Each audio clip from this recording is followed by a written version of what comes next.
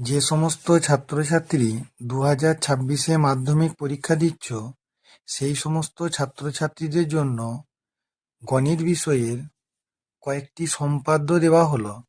তার মধ্যে গুরুত্বপূর্ণ প্রথম সম্পাদ্যটি হলো ত্রিভুজের পরিবৃত্ত অঙ্কন। এটি খুবই গুরুত্বপূর্ণ সম্পাদ্য। এই পৃষ্ঠার সবচেয়ে ওপরে যে পরিবৃত্তটি আছে, সেটি সবচেয়ে বেশি গুরুত্বপূর্ণ পরিবৃত্ত অঙ্কন। সেই সঙ্গে আরও কয়েকটি গুরুত্বপূর্ণ পরিবৃত্ত অঙ্কন দেওয়া হলো।